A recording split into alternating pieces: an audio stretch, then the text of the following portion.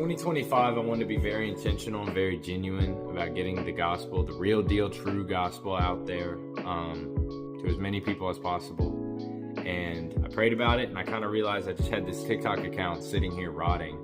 So might as well give it to God. For the first topic I wanted to talk about, had the importance of staying near to God and being very close and right by His side. And how do we do that?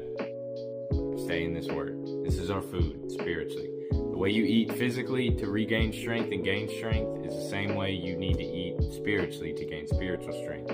When you're attacked by the enemy, Satan and his whole militia. So, So starting off, I wanted to talk about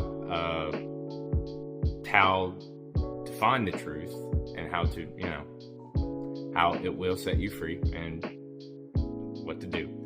So we're in John 8:31-36, and basically, to give the context of what's happening here, Jesus ran into some Jews who were descendants of Abraham, and they basically were acting all high and mighty on Jesus because Abraham is pretty big name in the Bible. So being one of his descendants kind of puts you pretty high up on the hierarchy, or I guess the social hierarchy.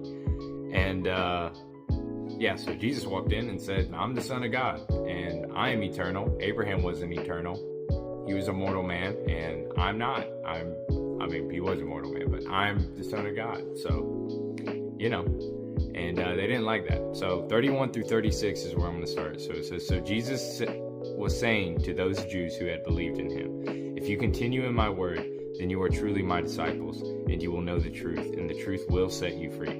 They answered him, we are Abraham's descendants and have never been enslaved to anyone. How is it that you say you will become free? And Jesus answered them, truly, truly, I say to you, everyone who commits a sin is a slave to sin. Now the slave does not remain in the house forever. The Son does remain in the house forever. So if the Son sets you free, you will really be free. So basically telling them, I'm forever, you're not. And he talked in the first verse, 31, right here is the one I think is the most important. If you continue in my word, then you are truly my disciples. I want to be his disciple. I want to be focused on eternal things, not temporary. This is temporary. I want to be focused on eternal. And what does he say in order to become one of his disciples?